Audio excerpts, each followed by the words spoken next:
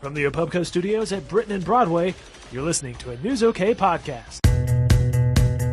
Hi, everybody. Welcome to a comics podcast at newsok.com. I'm Matt Price. I'm here with Kyle Roberts. Kyle, what's going on this week? We've got a couple of Marvel comics. Both of them are in the Dark Reign universe. And then a couple DC comics that we're talking about. All right, let's kick it off with the second part of American Son, Amazing Spider-Man 596 by Joe Kelly. Give us a rundown. What's happening here? Well, let's just look at the cover. Spider-Man and Venom. I mean, this isn't the Eddie Brock Venom, of course, because it's the Dark Reign storyline. But that's got to tell you right there. Yeah, a little Spider-Man Venom throwdown with Matt Gargan, the new Venom, the former Scorpion. Venom is on the Dark Avengers team, and he's been kind of impersonating Spider-Man. Oh, yeah. So Spider-Man is not necessarily thrilled with him to begin with. Also, over the course of the storyline, Spider-Man is getting more and more distressed about Norman Osborn having so much power in sort of the Marvel world of today. So he decides to kind of take matters into his own hands and see if he can't...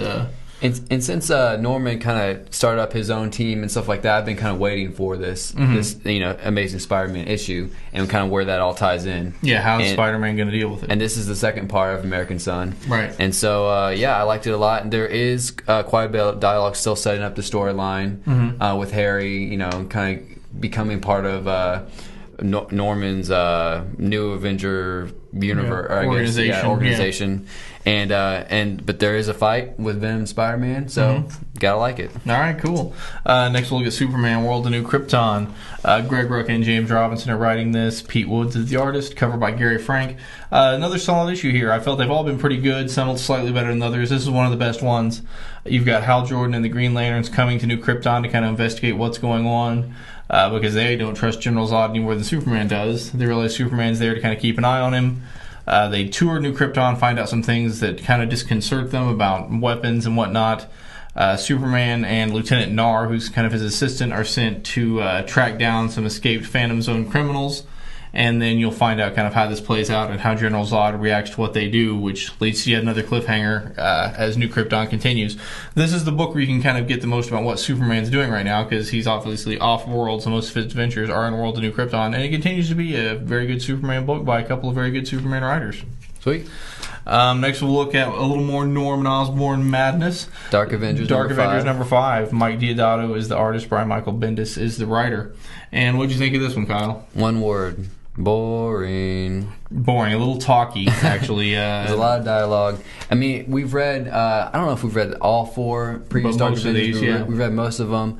One of them was pretty much a whole battle scene the whole entire time with the, original Avengers versus these Dark Avengers. And I don't know. They I guess they're going off on their own storyline now and trying to continue it. But there was a lot of dialogue. Pretty boring. Norman Osborn's doing a TV interview. It seemed like maybe you're kind of catching people up if you haven't read them. But there is a lot of talking about what he's doing, what his plans are. Obviously spun in such a way that he doesn't look like he's the bad guy. I tried to spun to make him look like a good guy. At the end, it does look like maybe there's some more action coming, so maybe this is just a breather issue until things get going again. Pick it up. Next one is Batman and Robin number 1. Where's this pick up, Kyle? It follows right after Battle of the Cowl series, which we covered, and Dick Grayson's Batman. That's right. The former Robin, Dick Grayson, is now Batman, and then Damian, the original Batman's son, is now Robin. And this was just a lot of fun. It's by Grant Morrison and Frank Quitely, the team that did New X-Men and did All-Star Superman. And they've kind of brought the fun of the 60s Batman show with kind of the seriousness of a more modern Batman, and found just kind of a exciting, fresh, accessible take.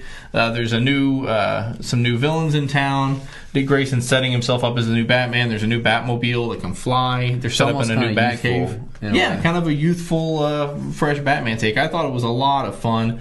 It's going to have some dark villainy, but still some light interaction, some fun interaction between this new kind of cocky Robin and a kind of more respectful Batman. So I think this is something that you don't have to know that much about what's been going on. If you have been following Batman, of course, you'll want to continue here. But if you've been just kind of waiting to see what the fuss was about, this is a great place to start. And my favorite issue of the week, actually, Batman and Robin's my pick. Sweet. Yeah, I'll go with Amazing Spider-Man 595. 596. 596. Yeah, they come out fast, those Amazing Spider-Mans, because we did 595 last week. Yeah. So American Son continues, obviously, leading into the big 600 issue, which we'll be sure to tell you about when that comes out. So. Sweet.